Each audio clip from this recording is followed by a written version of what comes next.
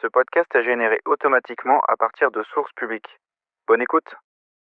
Bonjour et bienvenue dans Piste ouverte, votre rendez-vous bi-quotidien pour décrypter l'actualité brûlante du sport automobile.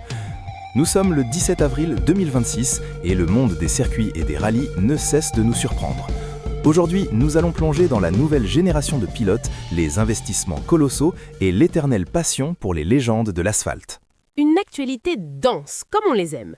Entre les jeunes talents qui bousculent les hiérarchies et les projets d'envergure internationale, il y a de quoi alimenter les débats et les rêves de vitesse. Sans oublier le charme intemporel des voitures de collection qui continuent de faire vibrer les passionnés. Absolument.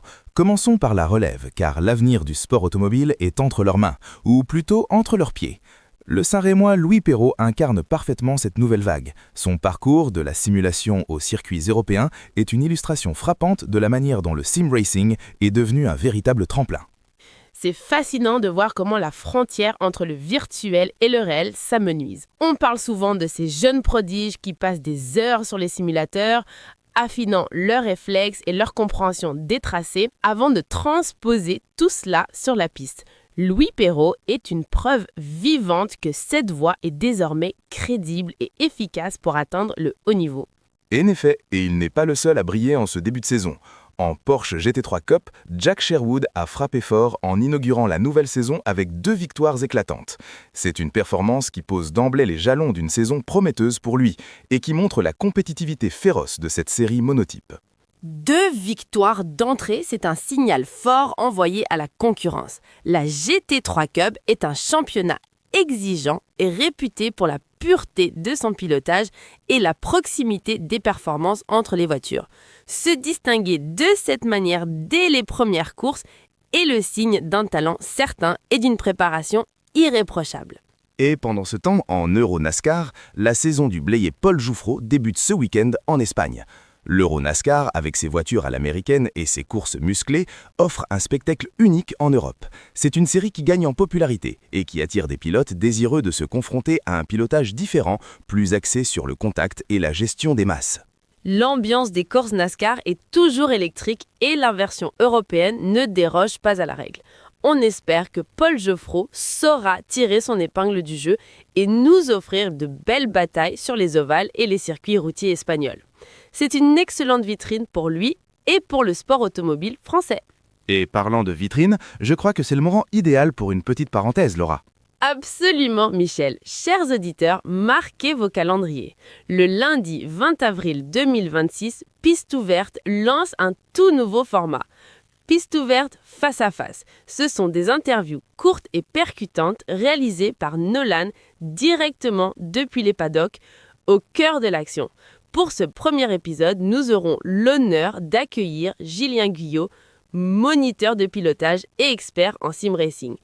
Il nous partagera son parcours, sa passion et sa vision de cette synergie incroyable entre la simulation et le pilotage réel.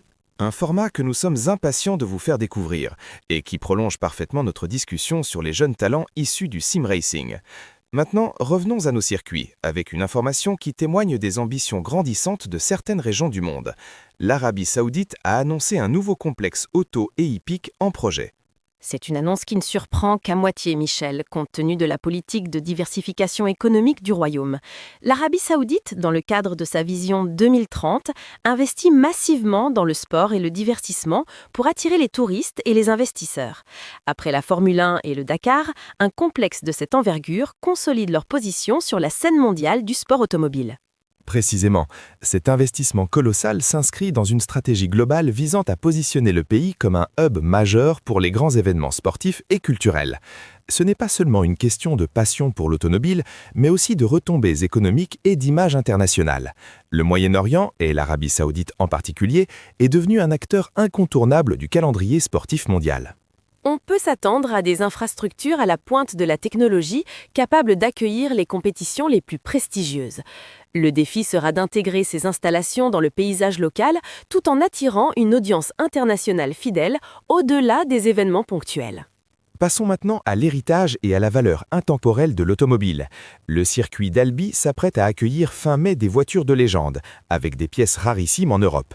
Ces événements sont cruciaux pour la préservation du patrimoine automobile. Ah, les voitures de légende, c'est toujours un spectacle pour les yeux et les oreilles. Le circuit d'Albi, avec son histoire riche, est un écrin parfait pour ces joyaux mécaniques. C'est l'occasion de voir rouler des modèles qui ont marqué leur époque, des voitures qui racontent une histoire et qui continuent de faire rêver. Et parmi ces légendes, certaines atteignent des sommets en termes de valeur. La Peugeot 205 T16, une youngtimer ultime avec seulement 12 500 km au compteur, est proposée à plus de 304 000 €. C'est un chiffre qui donne le vertige pour ce qui était à l'origine une voiture de série modifiée pour l'homologation en rallye. Plus de 300 000 € pour une 205, même une T16. Cela montre à quel point certaines youngtimers sont devenues des objets de collection ultra prisés. La 205 T16, avec son palmarès légendaire en groupe B, son moteur central arrière et sa production limitée, est une icône. Son kilométrage exceptionnellement bas en fait une pièce encore plus unique et désirable sur le marché des enchères. C'est la rareté, l'histoire et l'état de conservation qui dictent ces prix.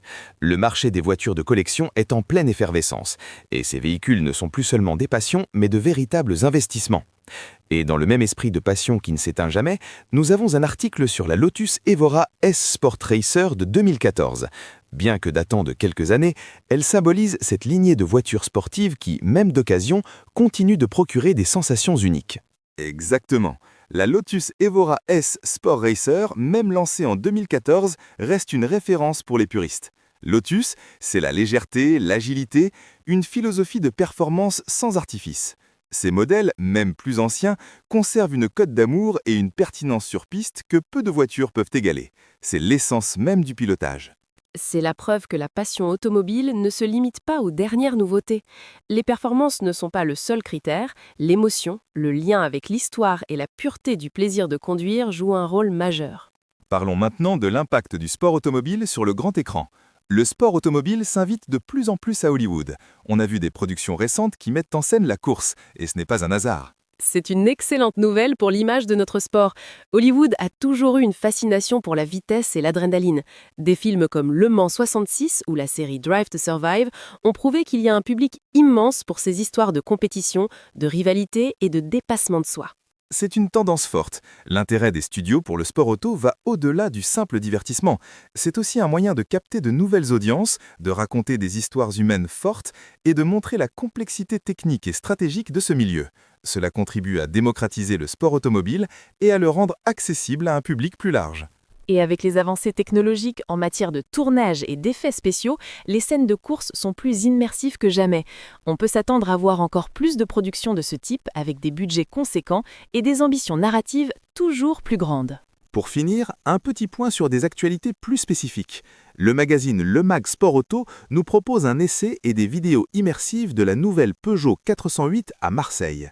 La Peugeot 408 est un modèle intéressant car elle se positionne sur un segment un peu hybride entre berline et SUV coupé. Un essai immersif est toujours un bon moyen de se faire une idée précise des qualités dynamiques et du comportement routier d'un véhicule. C'est important pour les consommateurs qui recherchent des informations concrètes avant un achat. Et enfin, une interrogation pour le Charbot 2026. Sans pluie, sera-t-il plus favorable au Porsche ? Le rallye du Chablais, ou Charbot, est une épreuve mythique. La pluie est souvent un facteur déterminant en rallye, redistribuant les cartes et favorisant l'agilité des voitures. La question de la météo est toujours cruciale en rallye.